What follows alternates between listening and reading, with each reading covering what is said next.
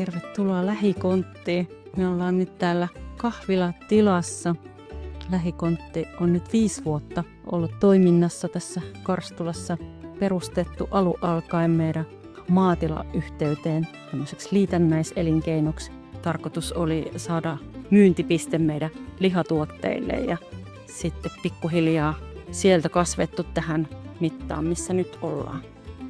Kahvila alku oli varmaan vähän semmoinen haasteellinen, koska tuli korona ja silloin ruvettiin perustamaan kahvilaa ja kaikki vähän sanoivat, että no onko tuossa pitää järkeä, että ruvettiin perustamaan kahvilaa pahimpaa koronan sulkuaikaa, mutta niin vaan lähdettiin ja uskottiin siihen tekemiseen, että se palvelee jollain lailla sitten niitä, ketkä ei muutenkaan pääse mihinkään ja sen mukaan ruvettiin sitten toimimaan ja tehtiin asiakastiloja tuonne ulos, asiakaspaikkoja sinne, kioskia, paviljonukia ja se sai tosi hyvää vastaanotoa. Ihmiset niin kun tykkäsivät, että ne pääsee johonkin lähtemään ulos ja silleen ulkoilemassa tapaamaan muita, niin se oli tosi hyvä juttu. Ja tavallaan siihen korona-aikaan, kun kaikki oli vähän pelkkää ankeutta ja kiinni, niin oli jotenkin semmoinen halu myös niin kuin tuottaa ihmisille iloa, luoda joku paikka, missä pystyy niin kuin nauttimaan siitä ympäristöstä ja semmoisesta niin kuin kauneutta ja semmoista niin kuin kohtaamisia kuitenkin siinä määrin, mitä uskalsi ihmiset olla kontaktissa ja paljon täällä niin kävi semmoisia niin kuin yksinäisiä ikäihmisiä, jotka ei tavallaan nähnyt välttämättä omia lapsiaan tai mitään ja sanoin, että ihanaa, kun joku, jolle voi niinku oikeasti puhua. Että se oli niinku sillä lailla semmoiseen niinku hämmentäväänkin tarpeeseen silloin niinku aloitettiin ja toisaalta sitten siinä matkan varrella niinku vähän kuin opetettiin se kahvilakulttuuri sitten ihmisille, että aluksi meidän suurin asiakasryhmä oli mökkiläiset, kaupunkilaiset, jotka oli kyllä jo tottunut, niinku niillä kahvilakulttuuri oli olemassa ja ne tuli mökille ja ne oli tosi iloisia siitä, että täällä pystyi saamaan niitä palveluita, mihin he olivat tottuneet. Ja sitten taas paikkakuntalaiset ei niinkään vielä niin kuin osannut kaivata sellaista, koska se oli heille niin kuin uutta. Mutta sitten kun syksy tuli ja mökkiläiset lähti kaupunkiin, niin se oli jotenkin uskomatonta, kun moni kävi sanomassa erikseen, niin kuin, että hei, että me tullaan taas keväällä, että me on sanottu kaikille, että teidän tehtävä on pitää tämä paikka pystyssä vielä ensi kevääseenkin asti, että me palataan.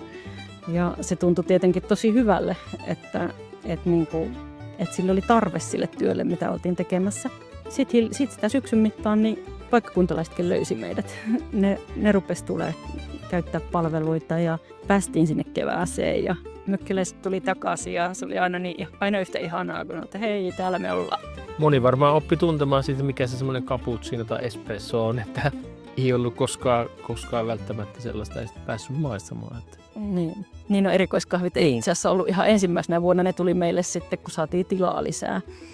Ensimmäisen keittiölaajennuksen jälkeen saatiin sitten erikoiskahvilaitekin ja tavallaan se, että ne on ollut mahdollista ostaa myös täällä pienelle paikkakunnalle näitä, niin me on ostettu niitä käytettyinä. Me seurataan tosi paljon niin kuin, huutokauppoja ja sitä kautta on saatu niin kuin, laite- ja kalusto valikoimaan sellaiseksi, että niin kuin pystytään, että uutena ei tämmöisille väkimäärille niin pystyisi kaikkea hankkimaan. Ja pystytään niin kuin hyödyntämään noita oman tilan tuotteita osana sitä sitten raaka-aineessa, niin se on myös hyvä meille. Niin se on tietenkin semmoinen kilpailuvaltti, mikä on niin kuin, että samanlaista tuotetta vaan ei voi saada muualta, että ne mitkä me tehdään niin kuin meidän omista tuotteista ihan sama kuin leivässä. Paistileivässä suolalihaa, niin et sä saa sellaista leipää niin kuin mistään, koska sitä tuotetta niin kuin ei ole olemassa.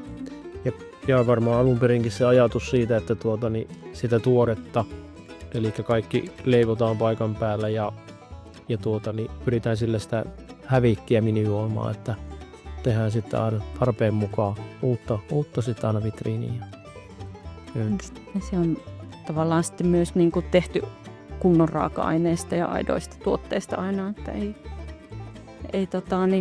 me ei käytetä raakapakasteita eikä me eikä mitään sellaisia niin kuin teollisia leivonnaisia ollenkaan, että se on niin kuin ollut semmoinen valinta, että niin kuin se on silleen kotitekosta. Ja sitten mahdollisuuden mukaan sitten pyritään käyttämään tässä lähellä tuotettua ja niin kuin kalassakin muun muassa niin paikallisia kaloja. Ja Niin kaikki meidän niin kuin kirjolohituotteet, niin salaattilohet tulee tuosta Tarmun kalamestareilta. Ja niin Jukolan juusto on meillä purkerissa ja sillä lailla, että kyllä me niin kuin pyritään valittamaan tuotteita, jotka niin kuin on oikeasti ja aidosti niin kuin hyväksi havaittuja. Koska ne aidot raaka-aineet, niin ei tarvitse kikkailla niiden tuotteiden kanssa, ne tuo siihen sen jutun.